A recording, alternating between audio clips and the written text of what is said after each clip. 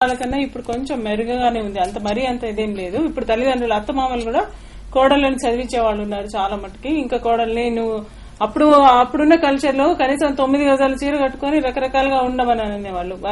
బయటకు రాకుండా ఉండకుండా ఉండే పద్ధతులు ఉండేవి అప్పటి టైంలో. కానీ ఆ తర్వాత జనరేషన్ లో కొంచెం మార్పు వచ్చింది, చదువుకోమని అన్నారు. ఇప్పుడైతే కోడళ్ళని ఇంకా స్టేట్స్ కి వెళ్లి పంపించి చదివిస్తున్నారు. లేకపోతే కోడల్ని తనతో పాటు సమానంగా, కూతురుతో పాటు సమానంగా చూసుకునే అత్తలు కూడా ఉన్నారు. 2 రకాలుగా ఉన్నాయండి. అట్లా ఉంది, ఇట్లా ఉంది. 2 రకాలు. వీటికంటే ఎక్కువ స్వేచ్ఛ కోరుకుంటున్నారా? అంటే ఇలాంటి స్వేచ్ఛ అని కాదండి, నేనైతే అంటున్నది పూర్తిగా అది వేరే దేశపు ప్రభావం మన పైన, ఇతర దేశాల ప్రభావం కొంచెం కనిపించి మన యువత ఆ వ్యామోహంలో పడి కొంచెం కొట్టుకుంటుంది అంతే. పెద్దగా దాంట్లో నష్టపోయేదేం లేదు. ఆ కొట్టుకున్న టైంలో మన కుటుంబం అండగా నిలబడి, సమాజం అండగా నిలబడి, చుట్టుపక్కల వాళ్ళందరూ అది కాదు నువ్వు చేస్తున్న తప్పు, లేకుంటే దానివల్ల ఇట్లా జరుగుతుందని చెప్పే ధైర్యం ఇచ్చేస్తే సరిపోతుంది. ఆ వ్యామోహంలో పడి కొంచెం ఆకర్షణలో ఉంటున్నారు అంతే తప్పితే ఇంకోటి ఏం లేదు. మన పిల్లలు అంత చెడిపోయే పిల్లలేం కాదండి. మన పిల్లలు చాలా స్ట్రాంగ్ గా ఉన్న పిల్లలే. ఆ పిల్లల్ని సెటిల్ చేస్తే చాలు అంతే. వాళ్ళు చెప్తే సరిపోతుంది మన పిల్లలకి. ఎవ్వరు కూడా, ఏ పిల్లలు కూడా మన దగ్గర ఉన్న పిల్లలు అట్లా చెడిపోయే రకాలైతే కాదు. వాళ్ళు గైడెన్స్ ఇవ్వాలంతే. అంటే డొమెస్టిక్ వైలెన్సెస్ ఎక్కువైపోయినప్పుడు ఆ పర్సన్స్ అంటారు సమాజం ఏమనుకుంటే ఏంటి అంటే, నేను కష్టపడుతున్నప్పుడు నాకు సపోర్ట్ చేయని సమాజము, ఆ వ్యక్తి నుంచి నాకు రక్షణ ఇవ్వలేని సమాజము, నేను ఏం చేస్తే అన్నే వాదించే వాళ్ళు కూడా ఉన్నారు. సో అలాంటి వాళ్ళు ఇలా సహజీవనాలు వీటిని సపోర్ట్ చేస్తున్నారు. సో అలాంటి దాని గురించి నిజమే. అంటే ఆ సమయం లోపల రకరకాలుగా కామెంట్ చేసే సమాజం మనకు కనిపిస్తూనే ఉంటుంది. చుట్టుపక్కల ఉన్న వాళ్ళు రకరకాలుగా కామెంట్ చేస్తుంటారు. ఏది చేసినా, ఇవాళ మంచి జరిగినా చెడు జరిగినా ఏదైనా ఆ కుటుంబం పైన దాని ప్రభావం ఉంటది ఎట్లాగో. కానీ ఆ ప్రభావం ఉందని చెప్పేసి ఆ కుటుంబం ఏమి డీలా పడాల్సిన అవసరం లేదు. ఆ కష్టం వచ్చినప్పుడు తట్టుకొని ధైర్యంగా నిలబడాలి. ఏ కామెంట్ కి ఆన్సర్ 10 కామెంట్స్ వస్తాయి. అందుకని పెద్దగా సమాధానం చెప్పాల్సిన అవసరం లేదు. మీకు మీద ఒక కామెంట్ వేసింది నా సపోర్ట్ చేయడానికి పరిష్కారం 10 కామెంట్స్ కాదు.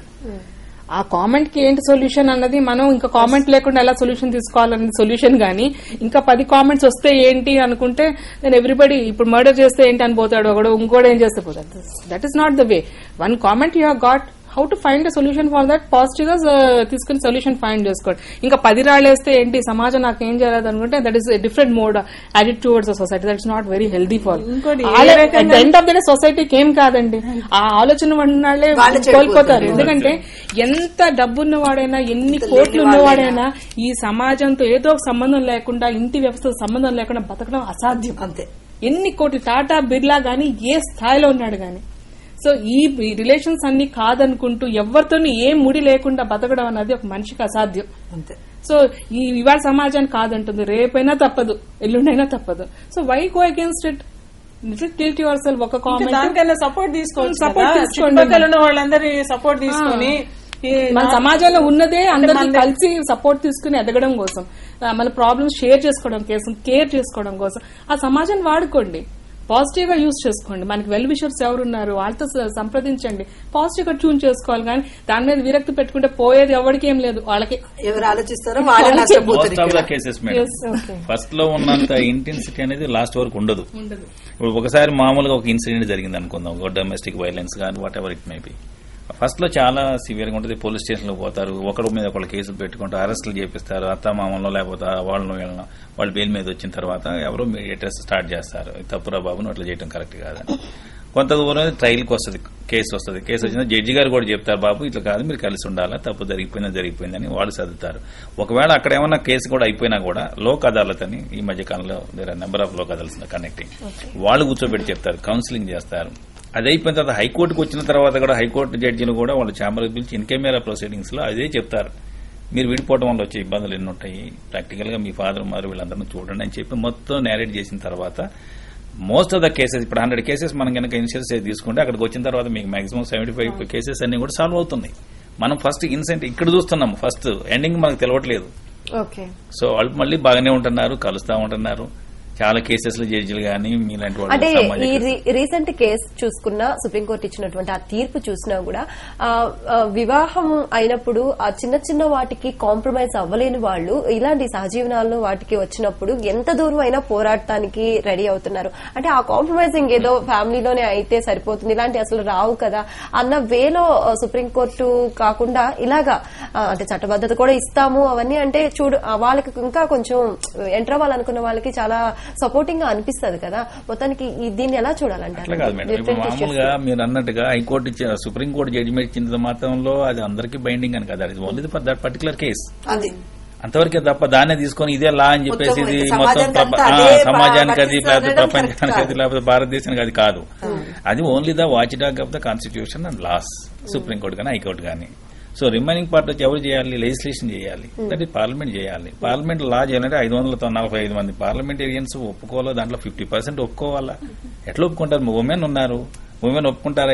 ఎన్ని single women want for this type of legislation? అంటే కల్చర్ కి అసలు యాప్ట్ కాదు. 90% ఒప్పుకోరు. ఒప్పుకున్నప్పుడు క్వశ్చన్ ఎక్కడ ఉంటుంది మేడం అసలు?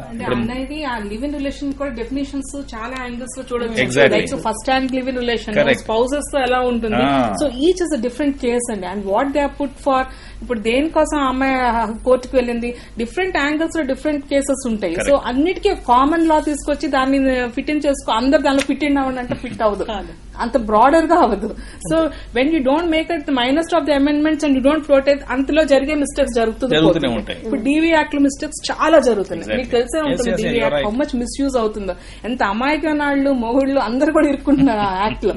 సో అది అమెండ్మెంట్స్ తో కేర్ఫుల్ గా ఫ్లోట్ చేస్తుంటే ఇంత న్యాయం జరగాల్సిన జరగాలి, కానీ న్యాయం అన్యాయంగా వేరే వాడిని ఇరికించడం అంత పొరపాటు ఇంకోటి లేదండి. సో అమాయకంగా చాలా మంది బలవుతారు. చట్టాలు న్యాయం ఇప్పించడానికి ఉండాలి, కానీ అన్యాయంగా బలే వాళ్ళకి ఇరికించడం కూడా తప్పు కాదు. ఈ divide of gender I want to speak, మగాళ్ళు ఆడవాళ్ళని కాదు. ఇప్పుడు ఈ యాక్ట్ కూడా ఏ రీజన్స్ వల్ల వాళ్ళు సెపరేట్ అవుతున్నారు, దేనికోసం ఆవిడ ఇవన్నీ అడుగుతుంది, ఇవన్నీ కూడా మనం చాలా వ్యూలో తీసుకోవాలి. ఇప్పుడు ఈ కేసులో చూస్తే ఆవిడ తెలిసి హస్బెండ్ ని వేరే వాళ్ళని, అంటే వేరే పెళ్లైన హస్బెండ్ ని ఆవిడ లివ్ ఇన్ రిలేషన్షిప్ ట్రిపుల్ చేస్తే ఆ అవతల వాళ్ళు మిస్ అయిన ఎఫెక్షన్స్, ఫాదర్లీ లవ్, ఆ డిప్రవేషన్ ఆఫ్ ఎఫెక్షన్, ఇవన్నీ ఆడడం కూడా కోల్పోయింది కదా. Okay. So these all also so many issues coming to the prerogative of this judgements. So ఒక్క లా తీసుకొచ్చి దానిలో అన్ని ఫిట్టింగ్ చేస్తానంటే మన దేశంలో ఇన్ని డైవర్సిటీస్ అసాధ్యం. ఈ కేసుని పట్టుకొని తీసుకున్నట్టయితే కనుక ఇంకా రేపు రోజు నుంచి మొదలవచ్చు. నాకేం ప్రాబ్లం, నాకు సుప్రీంకోర్టు ఇచ్చింది కదా తీర్పు అని చెప్పేసి అటు భార్య ఉంటూ ఇంకో ప్రేమించిన ఆమెనో లేకుంటే ఇంకా నచ్చిన వాళ్ళను తీసుకొని రావచ్చు. కానీ దాన్ని వ్యతిరేకించాలి మనం, ఎందుకంటే అది ఒక కేసుకే పరిమితం అయిపోయింది కాబట్టి దాన్ని మళ్ళీ మళ్ళీ రిపీట్ చేయాల్సిన అవసరం కూడా లేదని నేను అనుకుంటున్నాను. అసలు ఈ రిలేషన్షిప్ కి ముఖ్యంగా కొంచెం ఈ రిలేషన్షిప్ రావడానికి ఏంటంటే ఇట్స్ ఈజీ ఎగ్జిట్. మనకి బంధం ఏ మాత్రమైనా మనకి బరువుగా అనిపిస్తే వెనక డోర్ వెంటనే పారిపోవడానికి ఉంటుందన్న ధోరణిలో ఉన్నవాళ్లు, టాలరెన్స్ లేని వాళ్ళు, ఈ సమాజ వ్యవస్థ మీద అంత నమ్మకం లేని వాళ్ళకి ఈ లివ్ ఇన్ రిలేషన్షిప్ చాలా అనుకూలంగా ఉంటుంది. కానీ ఇప్పుడు ఇవన్నీ మీరు ప్రెరోగేటివ్స్ తీసుకొస్తే వాళ్ళు ఇన్నాళ్ళు ఉంటే వాళ్ళకి మెయింటెనెన్స్ ఇస్తారు, ఇది ఉంటే వాళ్ళకి మెయింటెనెన్స్ తగ్గే అవకాశం ఉంటుంది. కానీ తప్పు చేసేవాడు ఎప్పుడు కూడా చట్టానికన్నా ఎక్కువగానే ఆలోచిస్తున్నారు. They are very proactive then the law. So వాడు ఎంత స్పీడ్ గా పనిచేస్తున్నాడు, లా అంత స్పీడ్ గా అమెండ్ అవడానికి అవకాశం లేదు. ఇది మన పార్లమెంట్ కి వెళ్లి అన్ని అయ్యేటప్పటికి వాడు ఇండివిజువల్ గా చేసుకుంటూ పోతారు. సో ఇవన్నీ ప్రెరోగేటివ్స్ పెడితే కొంచెం తగ్గుతుందేమో. అమ్మ మ్యారేజ్ లోనూ దీనిలో తేడా లేదురా బాబు, కాబట్టి నేను పెళ్లి చేసుకుని అక్కడే ఉంటే పోతుంది కదా, ఈ సమాజంతో అందరితో ఎదురు ఎందుకు అనుకునే అవకాశం ఉంటుంది. కానీ దీన్ని వయలేట్ చేసి ఆయన మెయింటెనెన్స్ ఏమి ఇవ్వకుండా మేనేజ్ చేయాలంటే it's not a big issue. ఇంత చట్టాలున్నా కూడా ఎవరు వయలేట్ చేయాలో, ఎవరు అనుకూలంగా చట్టాన్ని మిస్యూజ్ చేసుకోవాలో వాళ్ళు చేసుకుంటూనే పోతున్నారు. So the problem is not in making laws, the problem is in the execution of laws. So we have so many loop దట్ that I think everybody has system లో చాలా ప్రాబ్లం ఉంది. Main madam దీనికి actual గా మనం ఈ సహజీవనం గానీ ఇంకొక టాపిక్ మీద మోస్ట్ ఆఫ్ ద 2 ఇష్యూస్ మనకి ఇప్పుడు ఉన్న సమాజంలో 2 ఫ్యాక్టర్స్ బాగా ఆధారపడింది. ఒకటి సినిమా, రెండోది మీడియా. సినిమాలో మనం చూస్తున్నాము, ఇప్పుడు ఈ సహజీవనం తీసుకుని వాళ్ళకి సినిమా తీసేస్తారు, ఇది రైట్ అని చెప్తారు. దీన్ని చూసిన వాళ్ళు కూడా మీరు చెప్పినట్టు యూత్ ఎవరైతే they will attract more and more than any other. అట్లానే మీడియాలో ఇవాళ మీరు చక్కగా ప్రోగ్రామ్ పెట్టారు, 3 తీసుకొచ్చారు, లేడీస్ మాట్లాడిస్తున్నారు. The message goes to the people, say this is wrong. Even supreme court what judgment rendered, that is also wrong అని మనం మెసేజ్ కనుక పంపినప్పుడు, అంటే పేపర్ చదివిన వాళ్ళు ఇంకా ఈ న్యూస్ విన్న వాళ్ళందరికీ అంటే సుప్రీం కోర్టే చట్టబద్దత చెయ్యాలి అని రిసీవ్ చేసుకుంటారన్న నేపథ్యంలో లేదు, అసలు చట్టబద్దత అయ్యేదే వీళ్ళే అవకాశమే లేదని మీరు చెప్తున్నా. ఈ మెసేజ్ ను మేము పాస్ చెయ్యాలి కదా. డెఫినెట్ గా. అయితే ఇప్పుడు మీరు చూడండి, సుప్రీంకోర్టు చాలా విషయాల్లో చట్టాలు చేయాలని చెప్తుందా ఉంటుంది. అంత మాత్రంలో చట్టాలు చేస్తాను. ఇప్పుడు మొన్న మనం రీసెంట్ గా చూసినప్పుడు RP act, representation people's act లో జైల్లో ఉండే వాళ్ళందరినీ కూడా తీసుకోవద్దని చెప్పారు. అంత మాత్రం వాళ్ళు చట్టాలు చేస్తారా లేకపోతే ఆగుతారా? వాళ్ళకి ఏది కావాలో అదే చేస్తారు. కాబట్టి ఈ సహజీవనం కరెక్ట్ అని చెప్పేసి సుప్రీంకోర్టు చెప్పినంత మాత్రంలో పార్లమెంట్ చట్టం చేయాలని రూల్ లూప్ హోల్స్ ఎతికే వాళ్ళకి ఇది కూడా వన్ ఆఫ్ ద అది చాలా వెరీ లిమిటెడ్ పర్సెంటేజ్. మేడం చెప్పినట్టుగా కొన్ని సిస్టమ్ లో ఫ్లా ఉంది, ఎగ్జిక్యూషన్ లో ఫ్లా ఉంది. సింగపూర్ లాంటి కంట్రీస్ లో ఉమెన్ అట్రాసిటీస్ మీద సింపుల్ యాక్ట్స్ ఉన్నాయి, మనంత కంబర్సమ్ గా కూడా లేవు. కానీ ఎక్కడ కూడా వయలేషన్ ఆఫ్, ఎందుకంటే చిన్న తప్పు జరిగినా వాళ్ళ శిక్ష క్లియర్ గా పడుతుంది, క్లియర్ అండ్ కాంక్రీట్ గా పడుతుంది. This no political interference in all the legal aspects. ఇక్కడ ప్రాబ్లం ఏంటంటే మన మేధావులు చాలా చట్టాలు రాసుకుంటా ఉన్నారు, లావుల పుస్తకాలు, కానీ దానిలో ఎగ్జిక్యూషన్ వచ్చడం మన సిస్టమ్ ఆ పుస్తకాలకు అనుగుణంగా లేదు. So the gap between the execution and the what we are return in the books is so vast that ఆ లూప్ హోల్స్ లో మనం అందరు దూరి ఎవరికి నచ్చింది వాళ్ళు చేస్తూ పోతున్నాం. So let us make it simpler, easier to for the mass to understand, but executable. ఇంత చట్టాలు ఇప్పుడు డివి యాక్ట్ లో ఎన్ని క్లాజెస్, సబ్ క్లాజెస్, చివరికి క్యాస్ట్ రిలీజియన్ మీద కూడా క్లాజెస్ దాకా ఉన్నాయి. మనం ఎట్లా ఇంత డైవర్సిటీస్, ఇంత నిక్కడ్ యాక్ట్ లో ఎంతమందికి అర్థమవుతుంది చట్టం? ఎంతమంది చెప్పేవాళ్ళు ఎవరున్నారు అసలు అరాచకాలు జరిగే వాళ్ళు ఎంతమంది? చట్టం గురించి ప్రచారం ఎక్కడుంది? ఆ చట్టం గురించి చెప్పేది ఎక్కడుంది? ఆ చట్టం ఎక్కడో హోర్డింగ్స్ మట్టుకో, లేకుంటే అది వచ్చిన దాని గురించి ఒక 2 రోజుల చర్చ మట్టుకే వస్తుంది. విజయ్ గారు ఫైనల్ గా ఏమంటారండి? ఈరోజు ఈ వ్యవస్థలో మాత్రము ఎంతసేపు కుటుంబం ఫస్ట్ బాధ్యత వహించేసి, సరే ఇప్పుడు జరిగింది జరిగిపోయింది, కానీ ఇక ముందు వచ్చే జనరేషన్ కన్నా ఒక మంచి ఆలోచన విధానం పోయే విధంగా తల్లిదండ్రులు ఈరోజు స్కూల్స్, ఈరోజు కాలేజీలలో కూడా ఒక హాఫ్ అన్ అవర్ పిల్లలకు కొంత అవేర్నెస్ బంధాల గురించి, అసలు ఎంతసేపు ఆర్థిక సంబంధం కోసమే ఆలోచిస్తా ఉన్నారు. అంతిమంగా ఈ సమాజం అంతా ఆర్థిక సంబంధం వైపే వెళ్లి ముడిపడతా ఉంది తప్ప బంధాలు అనుబంధాలు లేకుండా అయిపోతున్నాయి. కాబట్టి ఎంతసేపు చదువు అనేది కాకుండా కొన్ని కాలేజీలు, అన్ని స్కూల్స్లలో, అన్ని కాలేజీలలో సేమ్ టైం ఇంట్లో కూడా కొంత టైం పిల్లలకు కేటాయించేసి ఒక హాఫ్ అన్ అవర్ వాళ్లకు ఒక ప్రోగ్రాం పెట్టి, ఏది ఒక సినిమాలు చూస్తే ఎంత ఇంట్రెస్ట్ గా చూస్తారో అలాంటి ఏవైనా సీడీలు చేసేసి పిల్లలకు కొంత అవేర్నెస్ కల్పించే విధంగా బంధాల కొరకు. అసలు ఈ రోజు అక్క తమ్ముడు మాట్లాడుకోవడమే కష్టం ఉంటా ఉంటుంది కుటుంబంలో. బయట ఫ్రెండ్స్ కి ఇచ్చినటువంటి విలువ ఇంట్లో అక్కకి ఇవ్వట్లేదు, చెల్లకి ఇవ్వట్లేదు పిల్లలు.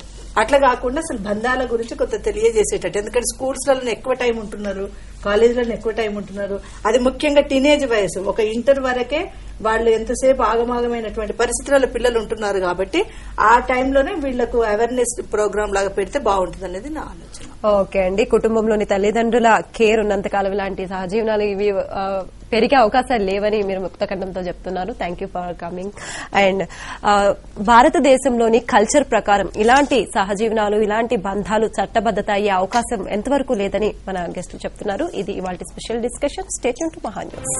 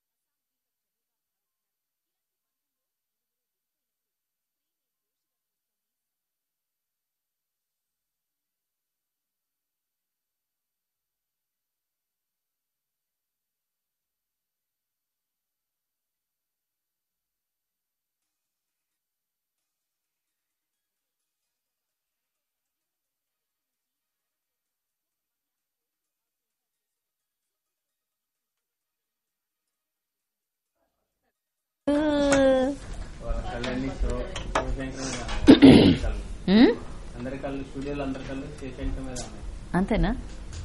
ఎందుకలా దిష్టి కొడతారండి మా శివయ్యకి?